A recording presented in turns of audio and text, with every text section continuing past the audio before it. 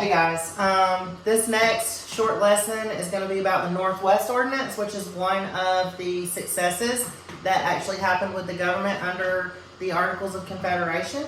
So we're going to quickly talk about it. I'm going to give you the stuff, like kind of minimum stuff that you need to know for the quiz. I also, again, will give you this PowerPoint that you can kind of look over stuff with on Google Classroom as well, so you can kind of follow along with the PowerPoint as you watch this video.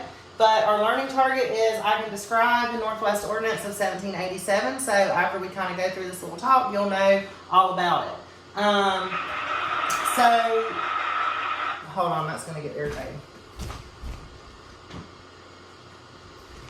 So the Northwest Ordinance basically was this land where you've got Ohio, Indiana, Illinois, Michigan, parts of Wisconsin.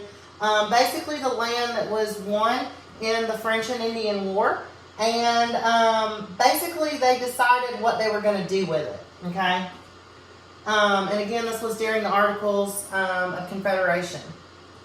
So this is what the country looked like right before the Revolution and during the Revolution. So this is the land that we won that was already states at that point, but this was territory that was kind of unorganized territory. So the question was, many states claimed this territory in the western land, so they had to figure out what to do with it. So the boundaries of the Northwest Ordinance territory was the Great Lakes to the north, Pennsylvania to the east, and the Ohio River to the south, and the Mississippi River to the west. So the question was, what are we going to do with this land in here? Okay. The solution to the problems was that all states agreed to give up their claims to that land and make it be for the good of the country. One of the major problems of the government under the Articles of Confederation was that they did not have the power to make taxes. They did not have the power to raise taxes, so the government didn't have any money. And a big problem was that we needed to pay France back money that they had loaned us to help fight the British and the American Revolution. So they decided it was going to be national domain, aka public land. And the way they did it was really, really smart. They had all of the land surveyed, and they made it into these little grids, and they would sell off square by square to people in a very organized way. Okay, so they made this survey system and carefully surveyed the land into this grid to be sold off. Okay. A township was the largest division of land. It was going to be 36 square miles. So it was going to be 6 miles by 6 miles to give us 36 square miles.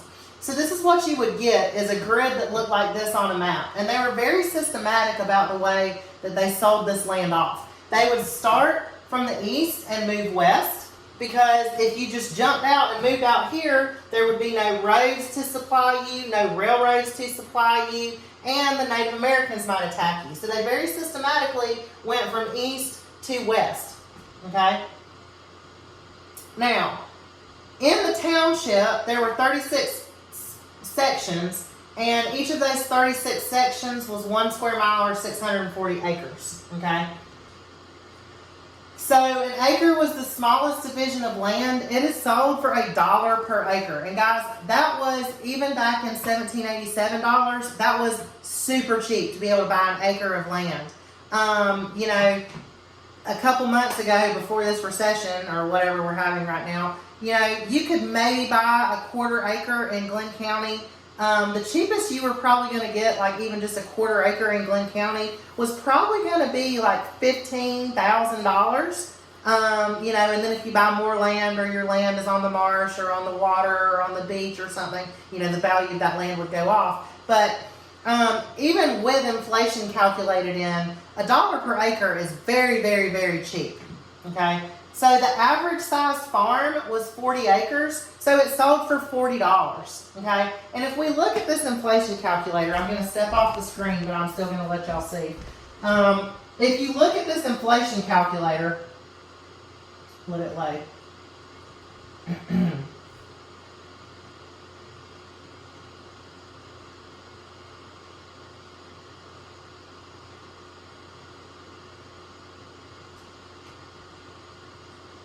Okay. So the initial amount of money would say $40. And this this calculator only goes back to 1800. So remember, we're talking about the difference of 12 or 13 years even before this. 1800 and $2019. That would have been $608.74. Guys, there is no way that you could buy a 40-acre farm in this country nowadays for $608. Okay, that's insane. So it really did make it where your average person could buy a farm. You know, this is $40 back then is equivalent to $610 today. So like most average people can come up with $610 relatively easy, or they could possibly sell something for $600 to come up with $600. You know. So this land was super cheap, and this is where a lot of that idea of the American dream comes from, that you're going to like have a house with some land around it with a yard or a farm or whatever. And this Northwest Ordinance really did make that dream attainable for a lot of people. So another thing is that the sale from one section of land went to start a school for that township. So this is really the first example of public education in the United States. Again, Northwest Ordinance of 1787. It really is the first example. So part of the sales from the land would go to build a school, would go into a trust to maintain the school, pay teachers, make sure that teachers were being educated so they could go in and teach kids at the school and everything like that. So really, when you talk about the history of public education, really the first public education that we had was in the Northwest Ordinance. Before this, you either would have someone come to your house and tutor you, or you would go to like a private school, but we didn't have these big public schools like we do nowadays. The first example of this really is in the Northwest Ordinance. So again, about $640 in 1787 money would go to building schools, which is a lot of money. The document established the principles and procedures for orderly expansion of the United States. It was very orderly. Remember, they started things from east until west and surveyed it very carefully, was very organized. Part of it said that the way that you would become a state is once you reached a certain number of males, you could elect your own legislature and send non-voting members to U.S. Congress. Then, if the population reached another certain number of adult males, they could write a state constitution and apply for statehood. Guys, these numbers change throughout time, but that process is still pretty much the same way that a state becomes a member of the Union, a member of the United States. You apply for statehood, Congress approves it, you draft your state constitution, and then you become a member of the state, of the United States. So like that process for adding new states really started with the Northwest Ordinance as well. Okay. So again, we're talking about this land through here. Okay. The 5 states were Ohio, Indiana, Illinois, Michigan, and Wisconsin. Okay. There were parts of Minnesota, but it wasn't the whole state of Minnesota like we would know today.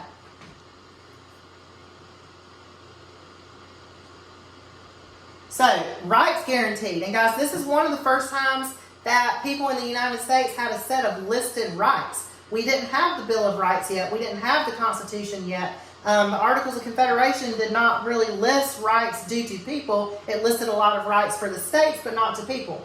But a trial by jury. This was the first time that you had a right listed for some of the people that lived there that would have had a trial by jury. Public education, freedom of religion, prohibition of slavery. All of these things were listed rights of what that land was going to be like in the Northwest Ordinance of 1787. Okay? And again, here's a YouTube video that you can look at. I'm going to give y'all this PowerPoint on your own. And that's it for this lesson. Thanks.